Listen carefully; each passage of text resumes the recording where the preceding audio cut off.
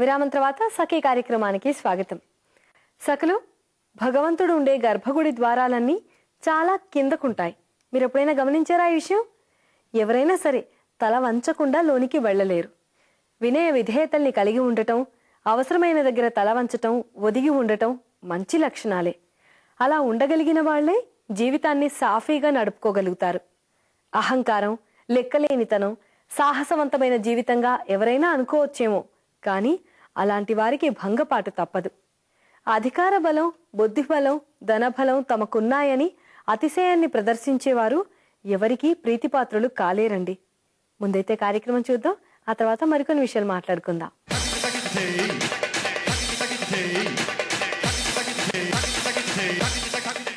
నమస్కారం. ప్రతిరోజు పసందైన వంటకాల్ని మీకు పరిచయం చేస్తున్న వంటల సందడి కార్యక్రమం ఈ రోజు కూడా మరొక రుచికరమైన వంటకంతో మీ ముందు సంసిద్ధంగా ఉంది. మరి ఈనాటి వంటల సందడి కార్యక్రమానికి విద్యా గారు గెస్ట్ గా వచ్చారు. మరి విద్యా గారు మనందరికీ ఏ వంటకాన్ని తయారు చేసి చూపించబోతున్నారో వారిని అడిగి తెలుసుకుందాం. నమస్కారం విద్యా గారు. నమస్కారం అండి. సో విద్యా గారు ఎక్కడి నుంచి వచ్చారు? సికింద్రాబాద్ సైనిక్పూర్ నుంచి వచ్చాను. సికింద్రాబాద్ సైనిక్పూరి నుంచి వచ్చారు. ఓకే, సో ఏం చేస్తుంటారు మీరు? బ్యూటీషియన్ అండి. సో ముందుగా మరి ఏ వంటకాన్ని తయారు చేసి చూపించబోతున్నారు? కీమా పలావ్ వంట చేస్తాను. కీమా పలావ్. ఓకే, సో కీమా పలావ్ తయారు చేసి చూపించబోతున్నారండి విద్య గారు. సో మరి కీమా పలావ్ కి కావాల్సిన పదార్థాలు చెప్తారా? చెప్తానండి. Basmati rice, mutton keema, onion, కొత్తిమీర, టమాటోస్, చిల్లీ పౌడర్, ధనియా పౌడర్, మిర్చి, పుదీనా, జింజర్ గార్లిక్ పేస్ట్, సాల్ట్, జీలకర్ర, మసాలా దినుసులు, ఆయిల్. సో విద్య గారు, కీమా పులావ్కి కావాల్సిన పదార్థాలన్నీ చెప్పారు కదా, ఇప్పుడు ఎలా తయారు చేయాలో చూపిస్తారా? చూపిస్తానండి. ముందుగా స్టవ్ వెలిగించి స్టవ్ వెలిగించాలి.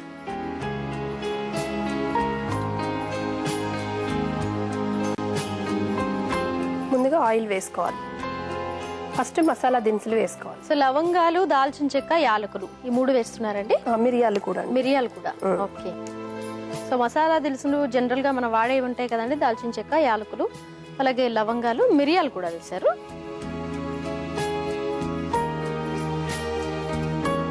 దీని తర్వాత పచ్చిమిర్చి,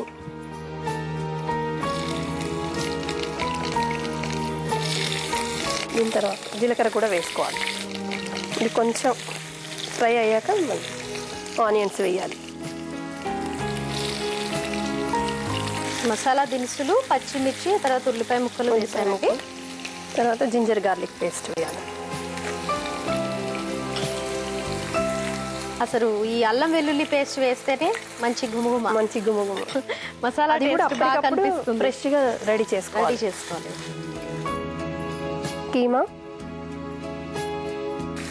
ఉన్న వాటర్ కొంచెం పోవాలండి, బాగా ఎవాపరేట్ అయిపోయే వరకు ఇట్లా కొంచెం ఫ్రై చేయాలి. సో కీమా కూడా వేసేసారండి. సో మొత్తం అందులో ఉన్న నీరంతా ఆవిరి అయిపోయే వరకు బాగా ఫ్రై చేయాలి. ఓకే, సో విద్యా గారు మీరు అన్నట్టుగా నీరంతా ఆవిరైపోయింది. ఇప్పుడు టమాటోస్ వేసుకోవాలి.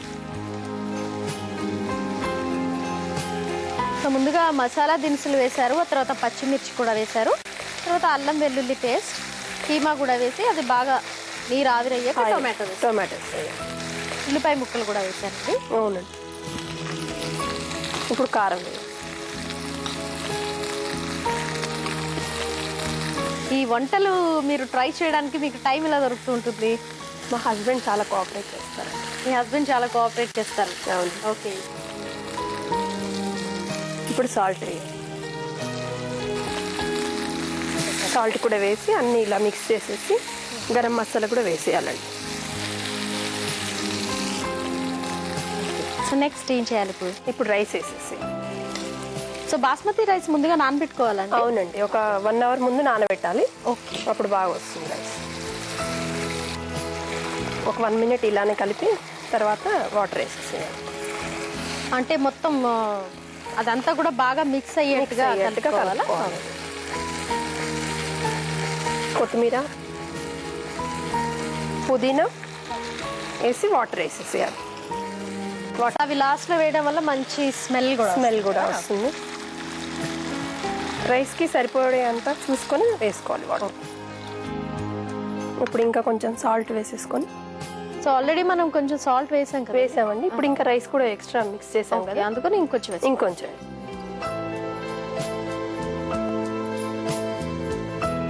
ఒక 15 మినిట్స్ వరకు దాన్ని బాగా ఉడకనివ్వాలి. బాగా ఉడకనివ్వాలండి. మూత పెట్టేసి బాగా ఉడకనివ్వాలి. ఓకే.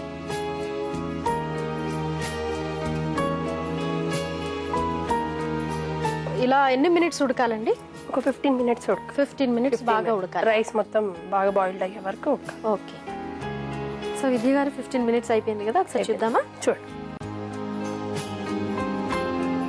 రెడీ అయిందండి. రెడీ అయిపోయింది, కీమా పులావ్ రెడీ అయింది. ఓకే. సో స్టవ్ ఆఫ్ చేసేద్దామా? ఆఫ్ చేస్తాము. సో ఇప్పుడు దీన్ని సర్వింగ్ బౌల్ ఇస్తాను మీకు. ఓకే.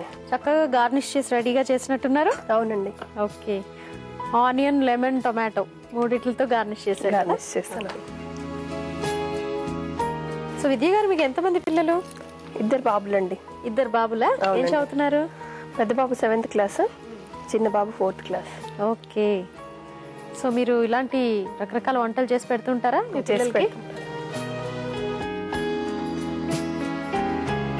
ఇందులో నిమ్మకాయ వేసుకొని తింటే బాగుంటుంది టేస్ట్. వేడి వేడి కీమా పులావ్ రెడీ అండి. ఓకే. చూసి చెప్పండి. తప్పకుండా అండి. సో వేడి వేడి కీమా పలావ్ రెడీ అయిపోయింది. రెడీ అయిపోయింది. ఓకే, విద్య గారి చేతుల మీదుగా. అవునండి. ఓకే. చూసారు కదండి, వేడి వేడిగా కీమా పలావ్ రెడీ చేసేసారు విద్య గారు.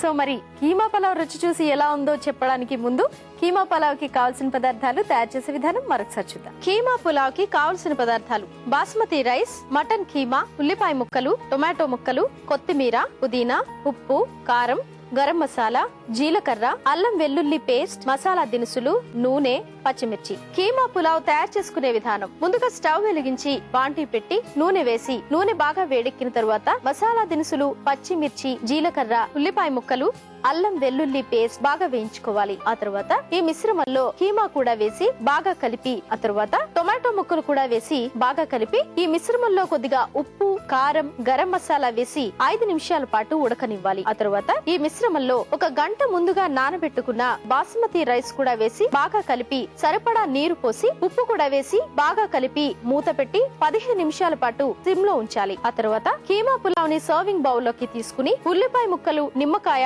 టొమాటోస్, కొత్తిమీరతో గార్నిష్ చేసుకోవాలి. అంతే, ఎంతో రుచికరంగా ఉండే కీమా పులావ్ సిద్ధం. చూసారు కదండి, కీమా పులావ్ కి కావాల్సిన పదార్థాలు, తయారు చేసే విధానం తెలుసుకున్నాం కదా. ఇప్పుడు దీన్ని రుచి చూసి మీకు ఎలా ఉందో చెప్తాను.